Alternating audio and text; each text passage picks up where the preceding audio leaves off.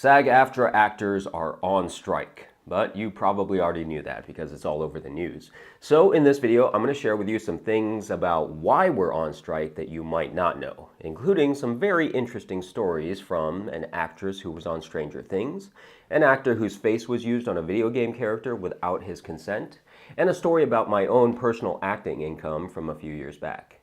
Let's get started.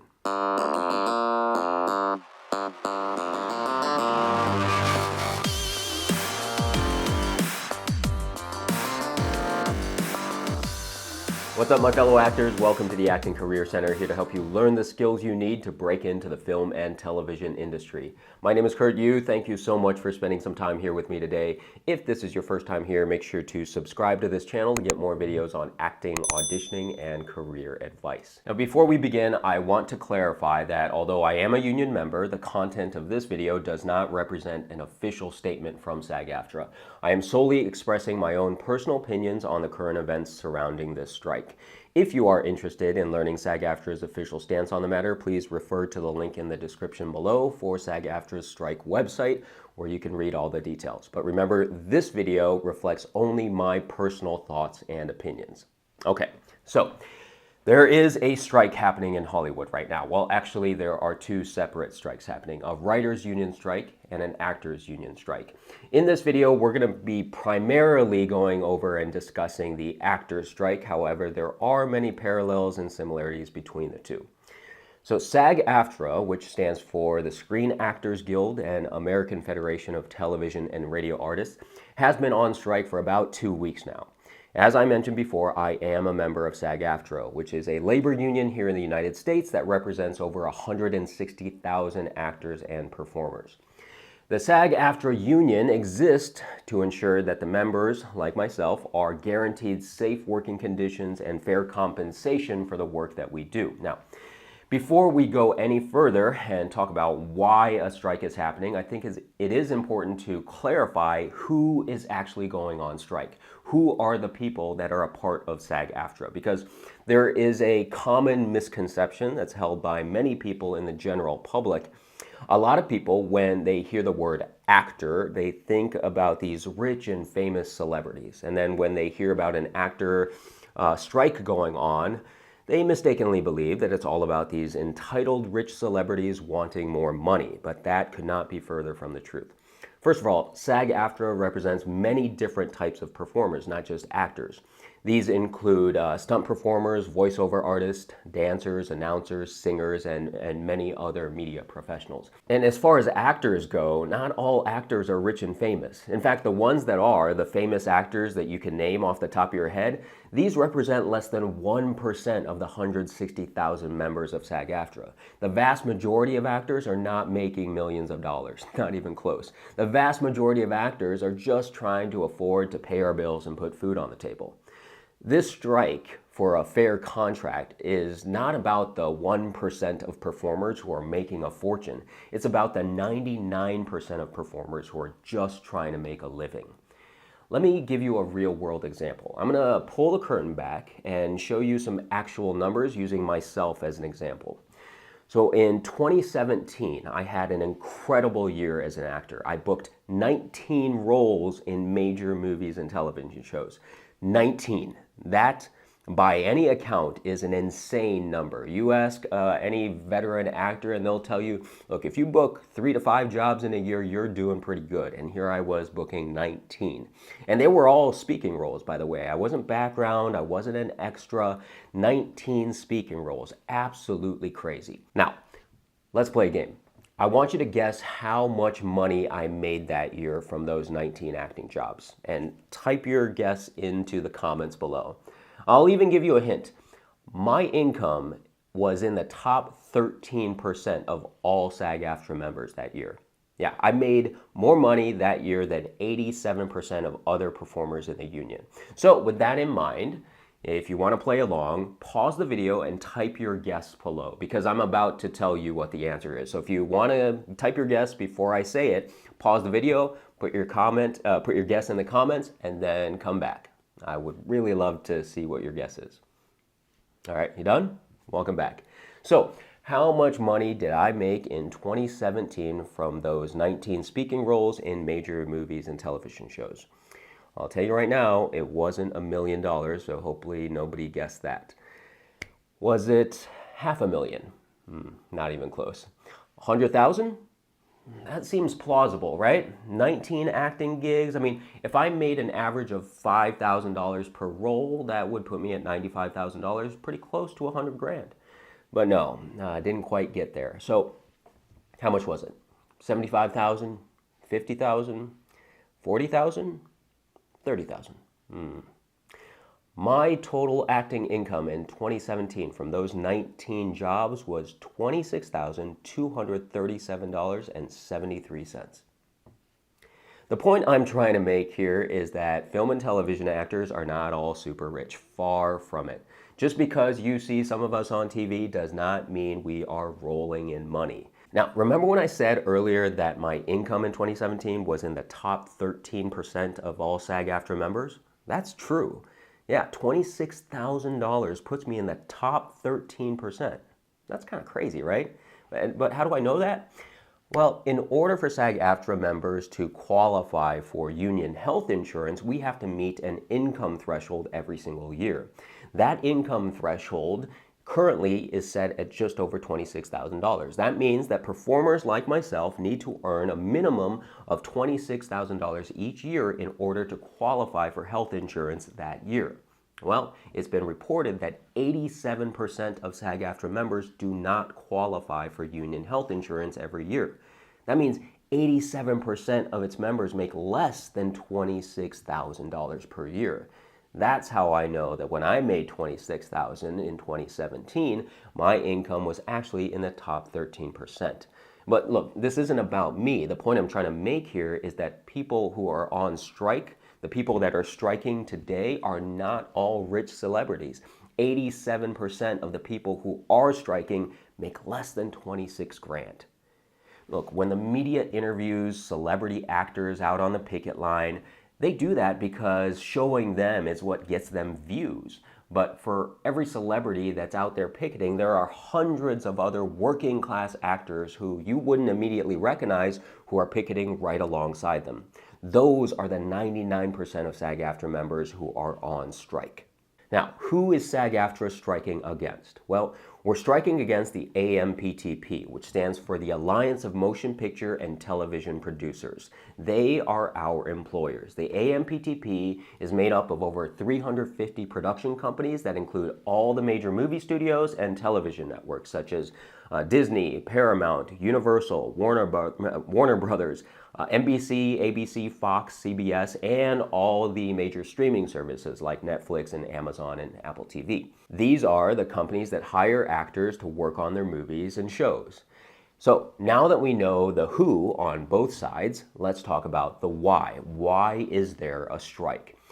The employment contract between the actors union and the producers lasts for 3 years. Thus, a new contract must be negotiated and agreed upon every 3 years. The previous contract, which went into effect in July of 2020, just expired in July of 2023.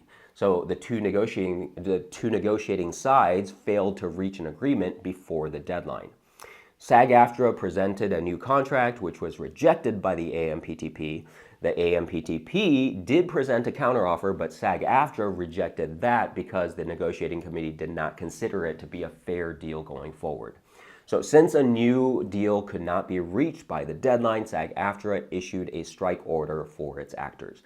Now, it's important to understand that the strike was not authorized by union leadership alone. The strike authorization was put to a vote for all union members, and it passed overwhelmingly with a 98% yes vote. I was one of the 98% that voted yes for a strike. So, why did we vote yes for a strike? Well, many of the things that SAG-AFTRA was asking for in the new contract, which we believe to be fair and reasonable requests, were rejected by the AMPTP. Now, there's a long list of requested items in the proposed contract, and I cannot go over all of them in this video, so I'm just going to highlight 2 of the major points. 1, SAG-AFTRA is asking for a change in how residual payments are calculated for streaming services. And two, SAG-AFTRA is asking for protections against AI replicating our likeness and profiting off of it without consent or compensation. Let's tackle the first one, residual payments for streaming services. Many people may not be familiar with the term residuals, but they may be familiar with a similar term, royalties. You may have heard the term royalties when it comes to recording artists and the music industry. When a record company sells a musician's albums, the musician gets a percentage of the revenue from each album sold. This percentage is known as a royalty payment. So the more popular an album is, the more royalty income is paid to the musician. Residuals are not quite the same, but they are similar. So residuals for actors are collectively bargained financial compensation that is paid to us for continued use of the recorded media that we appear in. So let me give you an example that's kind of similar to the musician example from earlier.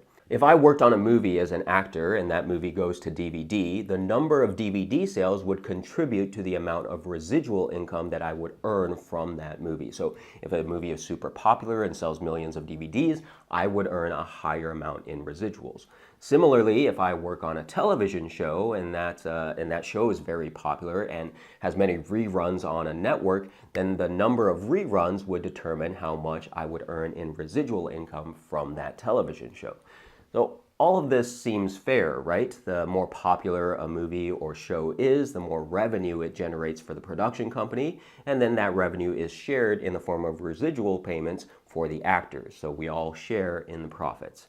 Well, that is how traditional movies and TV shows pay out residuals, but traditional movies and shows are no longer the most popular way people consume content. Streaming services like Netflix have taken over, and determining fair compensation for actors on streaming services has become one of the major sticking points in the negotiations between SAG-AFTRA and the AMPTP. The problem is that streamers like Netflix do not provide data transparency. The reason that the old residual payment structure worked for DVD sales and for television reruns is because those companies openly share the sales numbers and the TV ratings, so it makes it straightforward to calculate the correct percentage of revenue that should be shared with the actors. Netflix and other streamers, on the other hand, do not share any of their metrics, so it's impossible to accurately calculate revenue sharing numbers based on the popularity of a show. Instead, they just pay a fixed residual payment. So if I'm an actor that works on a Netflix show, whether that show is a hit or a flop, I get the same fixed residual payment. So we believe this is not fair compensation for the work that we're providing. Time for another example. Actress Cece recently shared some very eye-opening numbers regarding her residuals. You may recognize Karen from her role as Sue Sinclair in Stranger Things. Sue Sinclair is Lucas and Erica Sinclair's mother on the show. Here's what Karen recently shared on a public Facebook post. My first residual checks from Black Lightning and Greenleaf were about $3,000 to $4,000 each. Both of those shows were moderately popular, but nowhere near as popular as Netflix's most popular show of all time, Stranger Things. How much do you think I made on that first residual check? So many people offered their guesses in the comments of her post, $10,000, $20,000, $50,000. And look, all of these guesses sound reasonable since Stranger Things is many times more popular than either of those other shows based on the number of audience reviews on IMDb. Black Lightning and Greenleaf have a combined 33,000 audience reviews, and Stranger Things has 1.3 million.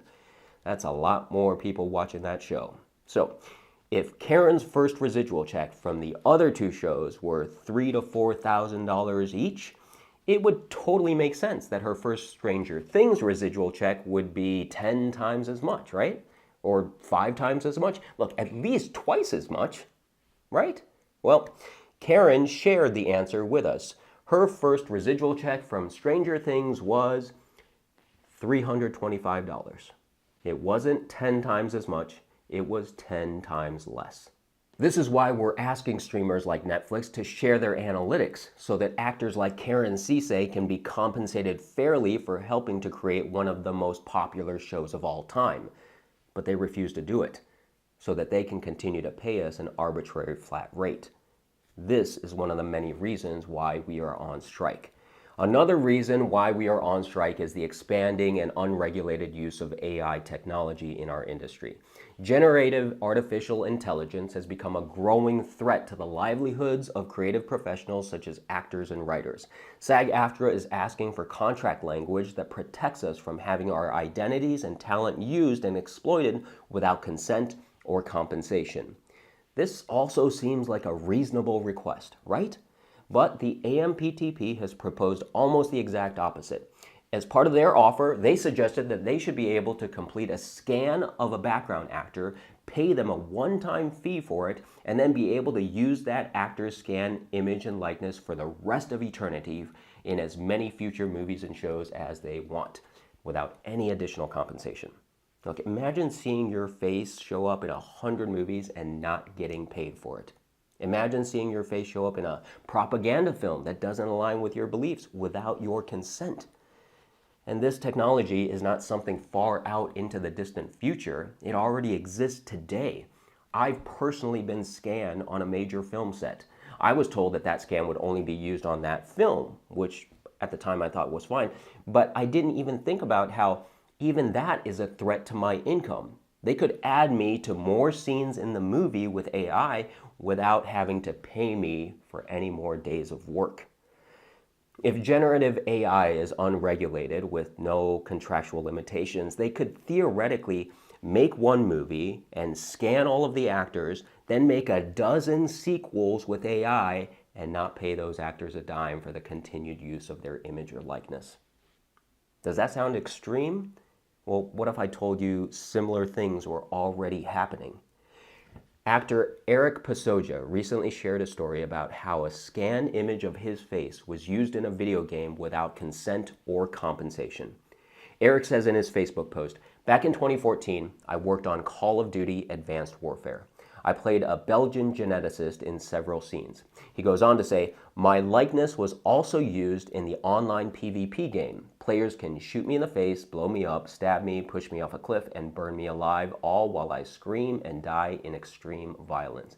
This is not a Belgian geneticist. This is a completely different character." The video game company used the scanned image of Eric's face to create a new character without his consent. The character created with his face helped that game gross over $1 billion. Eric was not paid anything for the additional use of his face on the new character. This is another one of the many reasons why we are on strike, because it's an existential threat to our profession and our livelihoods. Meanwhile, Bob Iger, the CEO of Disney, one of the companies that's part of the AMPTP, is saying things like SAG-AFTRA is not being realistic. There's a level of expectation that they have that is just not realistic. Hold on. I'm not sure that Mr. Iger, who makes $27 million per year, which equates to about $74,000 per day, can have any clear concept of what is realistic for the average union worker. To put things in perspective, the median income for a WGA writer is $75,000 per year. Bob Iger makes that every single day. But yeah, please, Bob, continue telling your employees who make over 350 times less than you what they should consider to be realistic. The WGA, by the way, is the Writers Guild of America, the other union that's on strike against the AMPTP right now. And executives like Bob Iger are not just being out of touch during the strike, some of them are being downright cruel. One studio executive was actually quoted saying this about the strike: "The end game is to allow things to drag on until union members start losing their apartments and losing their houses." Okay, so you guys sitting on your multi-million-dollar yachts would literally prefer your employees to become homeless than to pay them what they deserve. Look, the actual reality of the situation is that SAG-AFTRA, along with the WGA, would not be striking if the issues here were not deeply important to us. We wouldn't be striking if we didn't think that it was our last resort. We don't want to be on strike. We would rather be working and earning money doing what we love. But we won't do that if it's not under a fair contract. We are voluntarily giving up income for this strike, and we could be losing more than that. Remember when I said earlier that SAG-AFTRA members have to meet an earnings threshold to qualify for union health insurance? That earned income requirement is not waived during a strike. So due to the lack of work right now, many members will not earn enough money this coming year to keep their health insurance. During negotiations, SAG-AFTRA members were well aware that a strike would result in a work stoppage and significant loss of income. SAG-AFTRA members were well aware that this could also mean losing their health insurance. Despite knowing all of this, we still voted overwhelmingly to authorize the strike with a 98% yes vote. We are willingly sacrificing paid work and potential loss in health insurance coverage in order to fight for a fair contract from the AMPTP. And for you watching this video, we hope that you'll support us and stand in solidarity with us as we continue this fight. If you made it to the end of this video, please write the word support down in the comments to let me know that you watched to the end and that you support us. Thank you so much for joining me today. Please subscribe if you haven't already, and I'll see you in the next video. And once this strike is over and we have received a fair contract from the AMPTP, I hope to see you on set one day.